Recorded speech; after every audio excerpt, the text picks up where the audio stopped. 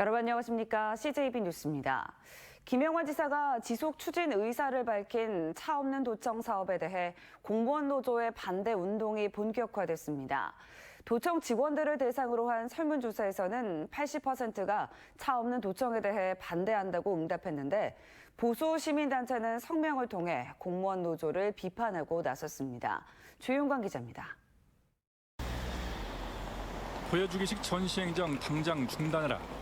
직원 의견 무시한 차 없는 도청 반쪽 시행 반대한다.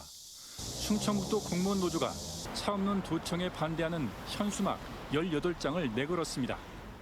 지금 주변 골목은 과거보다 더더욱 들어차고 있고 그 골목을 활용했던 주민들과 직장인들이 대지를 못함으로 인해서 그 직장인들이 더 멀리, 더 밖으로 오히려 나가는 그런 효과를 낳고 있습니다.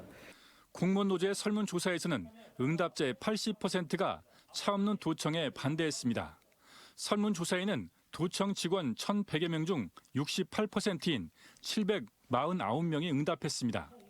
특히 16가지 질문 중 직원들의 의견 수렴이 부족했다는 응답이 83%로 가장 높았습니다. 공무원 노조는 김영환 지사가 말 바꾸기를 반복하고 있다고도 주장했습니다.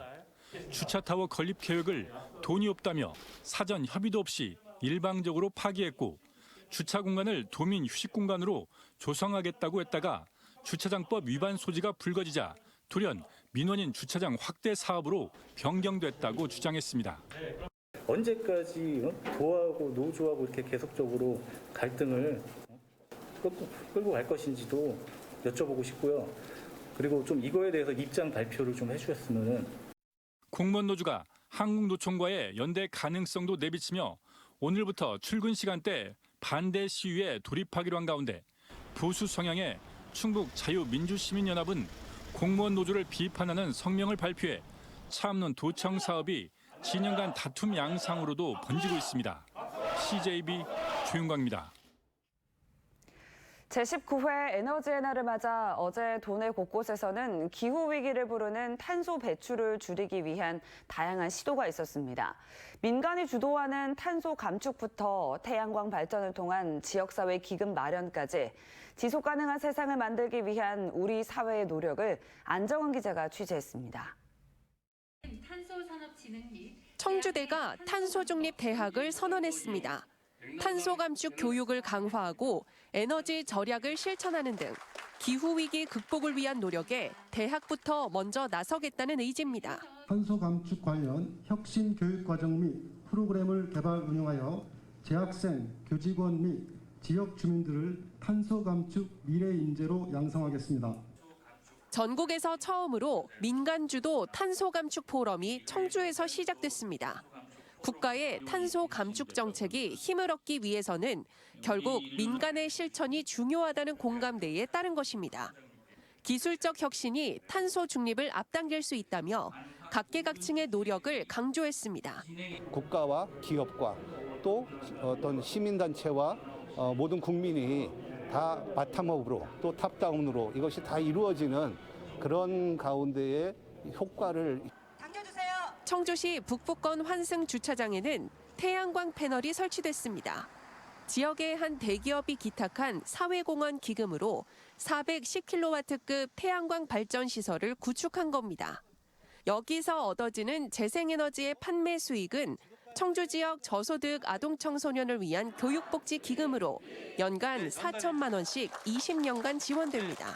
교육복지 사업도 할 수 있기 때문에 또 다른 효과를 거둘 수도 있고 또 이곳 주차장도 이미 쓰고 있는 주차장 부지에 올렸기 때문에 토지 이용도 굉장히 높일 수 있기 때문에 2050 탄소 중립 지속 가능 사회라는 공동 목표를 이루기 위한 녹색 움직임이 작은 실천부터 시작되고 있습니다. CJB 안정은입니다. 우리나라 선거법의 가장 큰 문제는 유권자들의 선거에 대한 관심을 법이란 이름으로 너무 제약하고 있다는 것입니다. 청소년에게 참정권이 주어졌다지만 학교 교육에서는 더욱 그렇습니다. 비록 실제는 아니지만 학생들이 정당을 만들고 선거까지 치른다면 어떨까요? 참정권 교육 현장을 진기훈 기자가 가봤습니다. 3355 모여 우리 지역과 교육의 문제에 대해 논의하는 학생들. 이런 고민은 모의 선거 포스터에 실리는 공약으로 구체화됐습니다. 스스로 가상의 정당을 만들어 도지사 후보를 내 모의 선거까지 치러봅니다. 충북 9개 학교 학생 60여 명이 직접 기획한 참정권 교육 현장입니다. 청소년의 정치적 관심을 증가시키고 정치적 무관심을 해소하기 위해서라면 이런 실천적인 참정권 교육이 필요하겠다. 그래서 이런 프로그램을 진행하게 된 것 같아요. 선거운동과 온라인 선거, 모의 기초의회 조례 제정 등 풀뿌리 민주주의의 과정도 체험했습니다. 대선도 참여했었는데 그때는 그냥 정치적 색깔, 성향으로 투표했었는데 이제 이번 활동하고 나서 후보자분들의 공약도 살펴보고 그래서 우리 지역에 어떤 분이 도움이 될까. 지역 간 교육 격차와 교원 수급 문제점, 환경, 학력, 복지 등 다양한 분야의 공약을 교육감에게 전달하며 교육의 주체로서의 역할도 깨닫습니다. 평생교육 프로그램의 현주소는 단기 프로그램 위주, 그리고 평생교육기관으로의 전환이 미비하고 각 기관 간의 중복 현상도 있습니다. 기관 간 네트워크 소통망 구축, 충북대 평생교육원의 범위와 기능 확대의 필요성이 일부 학생들만이 아니라 미래의 정치 참여나 정치 지도자로서 활동할 수 있는 꿈과 어떤 잠재력을 향상한다는 차원에서는 더 확대되어야 된다 생각이 됩니다. 현실 속에선 교원의 정치적 중립 의무와 입시 위주 교육 등으로 일선 학교의 참정권 교육엔 많은 제약이 있습니다. 학생의 참정권이 확대된 만큼 교육 현장에서 민주주의에 꽂힌 선거에 대한 올바른 판단력을 키워줄 수 있도록 법적, 제도적 개선이 뒤따를 필요가 있습니다. CJB 진기훈입니다.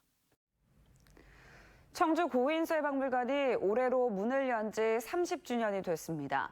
건물 하나로 출발한 고인쇠박물관은 이제 이 일대의 도시 재생을 이끄는 허브 역할을 하고 있습니다. 홍우표 기자가 취재했습니다. 청주 고인쇠박물관이 개관 30주년을 맞아 발행한 기념 우표입니다. 사진과 캐릭터 2종으로 만들었는데 일반 판매용은 아니지만 다음 달 2일부터 열리는 직지 문화제 등에서 홍보용으로 배부됩니다. 직지문화제 때 참여하시는 국내외 주요 VIP들에게 직지를 홍보하고요. 전 세계에 있는 한국의 해외 문화원을 통해서 직지의 가치를 알릴 수 있게 해당국에 홍보를 할 예정입니다. 세계에서 가장 오래된 금속활자본인 직지를 동기로 세워진 청주 고인쇠박물관. 한동안 직지의 우수성을 널리 알리는 천병 역할을 해왔다면 이제는 고인쇠 문화 컴플렉스로 거듭났습니다. 고인쇠 박물관 앞에 들어선 근현대 인쇄 전시관과 금속활자 전수교육관이 그것입니다. 내년 건립을 목표로 유네스코 기록유산센터도 공사가 한창 진행 중입니다. 고인쇠 박물관의 역할은 여기에 그치지 않고 있습니다. 흔히 청주 울리단길이라고 불리는 운천동 일대의 도시 재생의 출발점이 되고 있는 것입니다. 울리단길이 상당히 많은 인프라가 갖춰지고 있습니다. 또 이와 저희 박물관과 같이 연계해서 시민들이 많이 찾고 또 사적지도 보면서 관광하고 즐길 수 있는 고인쇠 직지라는 과거에서 출발해 도시 재생이라는 미래를 아우르며 기록문화의 도시 청주가 끊임없이 진화하고 있다는 걸 보여주고 있습니다. CJB 홍우표입니다. CJB가 지난주 보도한 청주 명암타워 활용 방안과 관련해 이범석 청주시장이 주간 업무보고회에서 시민 공공의 공간뿐만 아니라 일부의 민자 유치가 가능한지 검토해달라고 당부했습니다. 이 시장은 또 관광, 문화, 체육시설의 민자 유치를 위한 공무원들의 선제적 업무 자세를 강조했습니다. 충북에서 유일하게 국민의힘 비상대책위원으로 활동 중인 엄태영 국회의원은 대형마트 의무휴업 폐지 추진을 재고해야 한다고 주장했습니다. 국민의힘 비상대책위 회의에서 엄 의원은 성급한 의무휴업 폐지에 앞서 다양한 현장의 목소리를 듣고 현실성 있는 대안을 강구해야 한다라며 대형마트 의무휴업 폐지를 반대한다고 밝혔습니다. 여름 과일하면 시원한 수박을 떠올리시는 분이 많으실 텐데 이젠 과거 얘기가 됐습니다. 한동안 부동의 1위였던 수박이 복숭아에 자리를 내준 건데요. 가격과 소비 트렌드의 변화가 그 이유로 보입니다. 장원석 기자입니다. 여름철 과일 왕으로 복숭아가 등극했습니다. 청주의 한 유통업체의 경우 7, 8월 복숭아 매출액은 2위인 수박보다 1.5배나 많았습니다. 지난해와는 정반대가 된 겁니다. 수박은 큰 거 사다 놓으면은 둘이 사는 집은 그걸 다 먹기가 사실은 좀 어려워요. 근데 얘는 또 좋아하니까 많이 먹기도 하고. 한 대형마트의 조사에서도 복숭아와 수박의 인기 순위가 역전됐습니다. 1위인 복숭아의 매출액은 지난해보다 22% 이상 증가했지만 2위인 수박은 8% 이상 감소했습니다. 3위인 포도 매출액도 11% 이상 늘었습니다. 올해 과일 가격 매출 순위가 달라진 것은 소비 트렌드와 판매 가격 변화에 따른 것으로 보입니다. 1, 2인 가구가 증가하면서 부피가 큰 수박보다 작은 복숭아로 수요가 옮겨간 겁니다. 수박 가운데 매출이 늘어난 것은 애플 수박 등 부피가 작은 수박으로 1년 새 10% 이상 늘었습니다. 포도 매출액이 11% 증가한 가운데 비록 가격은 비싸지만 이른바 MZ세대가 좋아하는 샤인 머스켓은 매출이 25% 이상 증가했습니다. 판매 가격도 인기 과일 순위를 바꾼 원인입니다. 복숭아는 출하량이 늘면서 도매 가격이 1년 전보다 7.4%나 내렸지만 수박은 27.8%나 올랐기 때문입니다. 유통업체들은 소비자들의 입맛과 취향에 맞춰 복숭아 특별전을 다음 달까지 이어가는 마케팅에 나섰습니다. CJB 장원석입니다. 올해 2분기 충북의 광공업 생산은 지난해 동기 대비 9.5% 증가했습니다. 충청지방통계청의 2분기 경제 동향에 따르면 전자부품, 컴퓨터, 영상, 음향과 통신, 전기장비 등은 호조를 보였지만 화학물질과 자동차, 비금속 광물은 부진했던 것으로 조사됐습니다.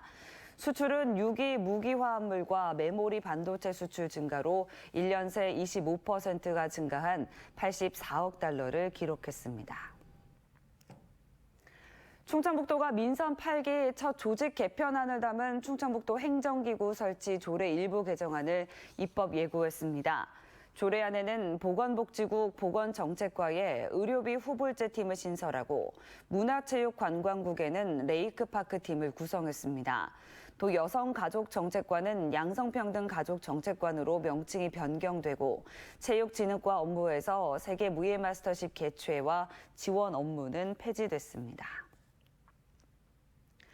청주시에 지난주 마감한 저소득층 한시 긴급생활지원금 신청에 27,830가구, 4818명이 신청해 신청률이 99.97%인 것으로 집계됐습니다.